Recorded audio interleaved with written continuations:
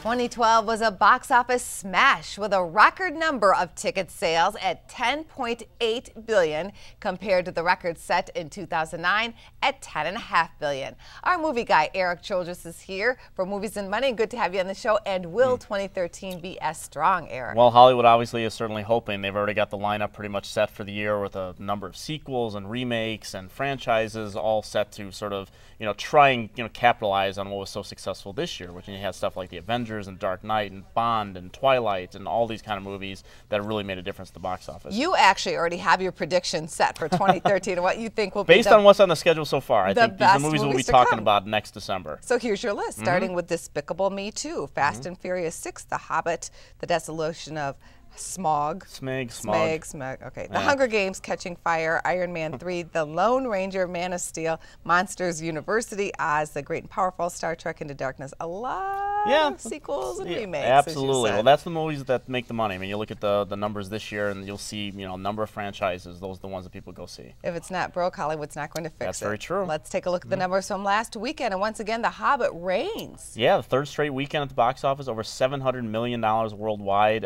doing even much better than I thought it was going to at the box office. Could still stretch to $300 million here in the U.S. Django Unchained coming in at $30 million, Les Mis at $27 million, Parental Guidance at $14.5, and Jack Reacher at $14.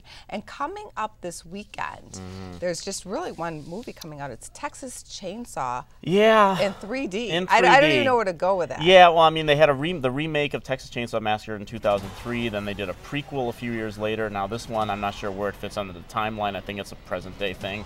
But the other two did 28 million, 18 million, so I think it might actually fight for the top of the box office slot. So this one, I wouldn't be surprised if it opened in the high teens, maybe around 20, or you could see The Hobbit, or I think actually Django could actually take #1 spot this weekend. I'd love to get your comments on what's going on with the Oscar nominations. They're having a tough time doing those ballots this year. Yeah, well, they added an online balloting system for the voters this year, and some people were having some problems, so they extended the deadline by a day. We got the nominations coming out next week. I don't know what that means. Maybe that means the Best Exotic Marigold Hotel is not going to get the nominations because the old people can't figure out the ballots. What? I don't know, but that's so it's not as big a deal as people are making of it. So, but maybe next week we'll see them nominate some really good films, and we'll see the people who can't nominate stuff. Maybe they shouldn't be nominating stuff. Well, there were a lot of enjoyable films last year. Good to have you on the show as always, Thank Eric you. Childress.